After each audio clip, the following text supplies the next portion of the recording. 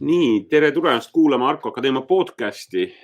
Kinnisvara hindajatele on olnud käed ja jalad tööd täis. Kinnisvaraturg on jätkuvalt aktiivne ja minuga on täna kutseline hindaja ja Arko Vara maakler Ribana Horm. Tere, Ribana. Tere! Mina olen siis minust ka nii palju, et ma olen Elari Tamm ja Arko Vara kinnisvara tegevjuht ja partner. Ja ma räägin täna Ribanaga tegelikult sellel teemal, millest võib-olla mitmed ei teadvusta või ei ole nii palju sellele mõelnud, et mis eesmärgil üldse kinnisvara hinnatakse, et mis põhjusel tuleb ekspert, keda nimetatakse kinnisvara hindajaks ja tuleb, vaatab su vara üle ja teeb siis sellise asja nagu eksperthinnangu. Ja nendest peamistest põhjustest me tahaksime rääkida.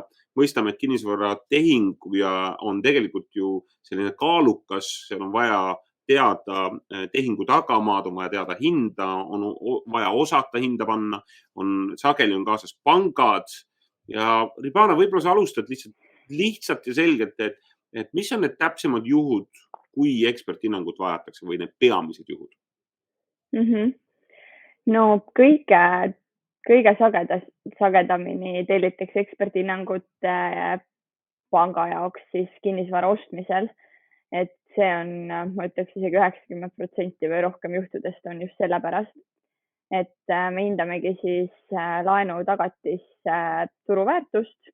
Ehk siis, kui klient soovib saada pangast kinnisvara ostmiseks laenu, siis pank nõuab eksperthinnangut, et saada teada, et see vara, millele siis laenu antakse, et ta vastab siis ka turuväärtusele.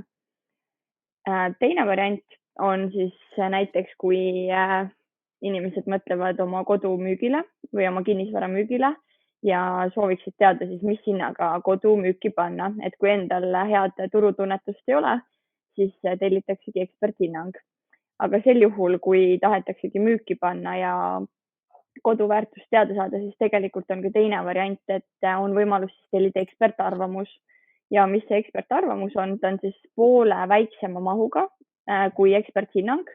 Ja ta on siis selline dokument, mis pankadele ei sobi, aga ta sobib sulle endale, et sa saaksid teada, palju su kodu väärt on. Ja ekspertarvamus siis enamasti maksab ka vähem kui eksperthinnang. Ja vähem populaarsed põhjused, miks tellitakse eksperthinnangut kinnisvarale, on siis näiteks kohtuvaidlusteks või siis finantsaruandluseks. Ma arvan, et need ongi 4 põhjust, jah. Just. No tavapärane on siis tõesti, kui keegi hakkab ostma omale kodu, siis tal oleks vaja hindajat, kes siis hindaks selle ostetava vara ära. Mul tuleb just meelde hiljuti üks kohtumine ühe inimese, kes ütles, et Elari, et mul on väga vaja hindamist ja ma küsisingi, et mis põhjusel, et kas hakkad ostma, ta ütles, et ei, et ma lihtsalt tahaksin teada nagu seda hinda. Ja sa viitasid just selle nagu ekspertarvamusele, et tema selline klient tegelikult, kes siis täna isegi müüma ei hakka, tahab lihtsalt oma vara teada, et mis mu, ma ei tea, equity on, kui palju mul see vara maksab. Et tegelikult sellisel juhul siis, nagu sa ütlesid, et tegelikult seda eksperthinnangut tellida ei ole vaja. Et jah, ekspertarvamus ongi niisugune lihtsam variant sellest eksperthinnangust, et saadki teada lihtsalt oma vara väärtuse. Aga siis peab nagu sellega arvestama, et see ei sobi pankadele esitamiseks ega kohtutele ega finantsaruandluseks.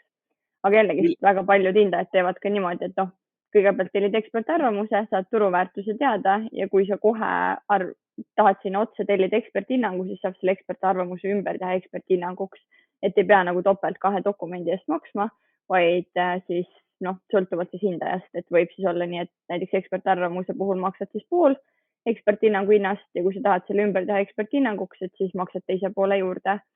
Aga see peab siis toimuma ka lühikese aja vältel, et kui see on juba üle kuu aja, siis võib olla turg muutunud ja tuleb täiesti nullist uus töö teha. Nii et müüjad tegelikult eksperthinnangut ei vaja. Seda on vaja enne kõike, ütleme siis müüja võib vaja ekspertarvamust. Ehk siis mis ta, ja see ekspertarvamus, võib-olla sa korraks seletad, et see ekspertarvamus ei ole lihtsalt, ma ei tea, email, see on ikkagi üks töö, see on üks Wordi dokument, kus on tegelikult siis nagu turuinfot ja võrdlust. Võib-olla mõne sõnaga, et kui müüjad praegu küsivad, et okei, mind huvitaks tegelikult selline ekspertarvamus, et milline see, kui põhjalik see on? No tegelikult ekspertarvamus ei ole eriti põhjalik. et seal ongi hästi üldine info selle kinnisvara kohta ja seal ei ole ka välja toodud võrreldavaid varasid, et millega me seda hinnatavat vara võrdleme. Et sealt sa saadki teada lihtsalt selle turuväärtuse, et kui sa tahad ikkagi sellist mahukat dokumenti, kus on detailideni lahti kirjutatud sinu hinnatava varaga seonduv, pluss siis turu ülevaated, võrreldavad varad, et siis see on ikkagi eksperthinnang.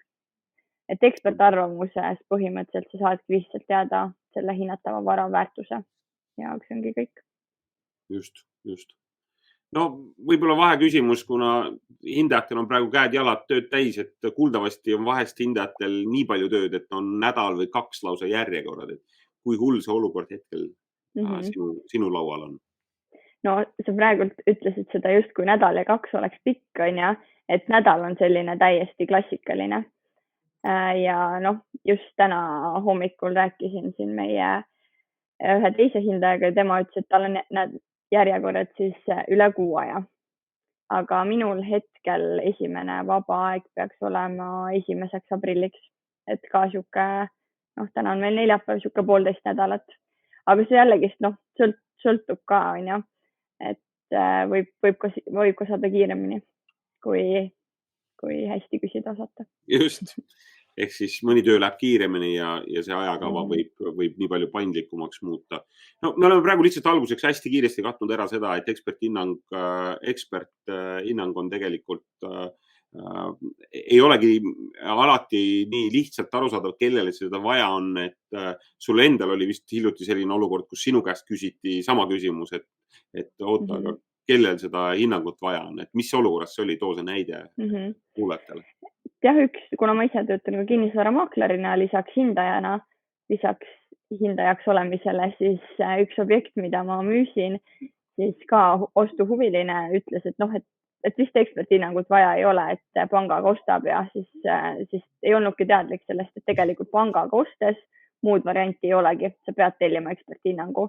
Et miks seda pangal seda eksperthinnangut vaja on, nagu ma alguses selgitasingi, et nad saaksid kindel olla, et see, mis hinnaga vara nad finantseerivad, et see vastaks siis ka turuväärtusele.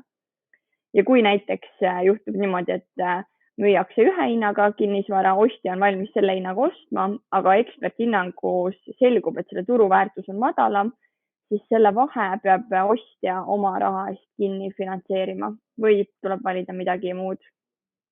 Ehk siis niimoodi lahti seletades, kui kinnisvara hind on millegipärast kõrgem turuhinnast, siis pank finantseerib ikkagi vastu seda eksperthinnangut ja 90% või 80%, kuidas kellelgi see diil on, vastu seda eksperthinnangu hinda saab siis selle finantseeringu, mitte vastu müügihinda. Just, et eksperthinnangust lähtuvalt annavad siis pangad laenu. Aga jällegi, kui eksperthinnang tuleb madalamale hinnale, kui on müügihind, siis võib-olla see on ka mingil määral ostjale argumendiks, et müüjaga läbirääkimisi pidada ja võib-olla müüja on nõus hinda alandama. Just. No korraks veel vaataks sellele, et kõik pangad aktsepteerivad täna harkovara hindajaid.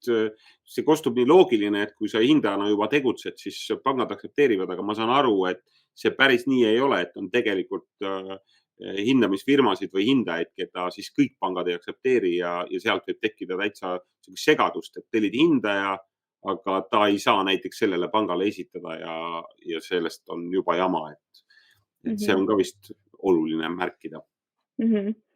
Jah, siinkohal välja ei tooks, et keda need pangad ei aktsepteeri, et eks see on, kes eksperthinnangut tellima hakkab, et tuleks selles veenduda, jah, et tasub küsida hindajalt, et kas pangad aktsepteerivad teie eksperthinnanguid. Et tegelikult hindaja võiks selle ise välja tuua, et kui näiteks on mingisugune kinnisvarabüroo, kelle eksperthinnanguid pangad ei aktsepteeri, et siis oleks eetiline see välja tuua, aga samas ei saa kunagi kindel olla, et tasub küsida. Aga meie eksperthinnanguid siis aktsepteerivad kõik pangad, sest ja lisaks sellele meie kõik harkovara hindajad on ka kuuluvad Eesti kinnisvara hindajate ühingusse. Suurepärane. No teeme võib-olla siia lõpetuseks lihtsalt kokkuvõtte, mis need 4 põhjust, peamist põhjust oli, et kui praegu kuulaja mõtleb, et mul on vaja nüüd eksperthinnangut, siis mis need 4 põhjust olid, miks ta peaks seda tellima? Esiteks kui sa soovid laenu saada, et krediidiasutusele siis laenutagatise turuväärtuse teada saamiseks. Teiseks, kui sa hakkad oma kodu müüma, siis kinnisvara hinna teada saamiseks võib ka siis tellida eksperthinnangu asemel ekspertarvamuse. Kolmas variant siis kohtuvaidlusteks ja neljandaks finantsaruandluseks. Need 4 väga lihtsat sükest põhjust, kui sul on kinnisvara hindajat vaja ja rääkisime ka sellest, et Ribanal oli esimene aeg siin küll 1. aprill, loodetavasti see polnud nali, aga nagu öeldud, siis paljudel hindajatel on tööd jalad käed täis, nii et kui teil on täna vaja ekspertarvamust või eksperthinnangut, siis olge head, võtke Ribanaga ühendust ja siis saate abi. Võib-olla siia lõppu veel lisaks selle, et kui on teil mõttes kinnisvara müümine ja te soovite kasutada maakleri abi, siis kui kasutada minu abi enda kodu müümisel, siis saate eksperthinnangu ostja leidmisel 1-2 päevaga. Et meil on siin oma kolleegiga selline kokkulepe, et kui minu objektile tuleb ostja, siis tema teeb mulle 1 päevaga eksperthinnangu. No suurepärane. Et tasub kasutada maaklerit kodu müümisel, siis kogu see protsess võtab palju vähem aega. Suurepärane. Nii, aga edukat päeva Ribana sulle ja kui kuulajate seas praegu tekkis huvi või on mingisuguseid küsimusi, mis puudutab hindamise või ka müügi teemal, siis olge lahked, võtke Ribanaga ühendust ja siis saate juba abi. Aitäh!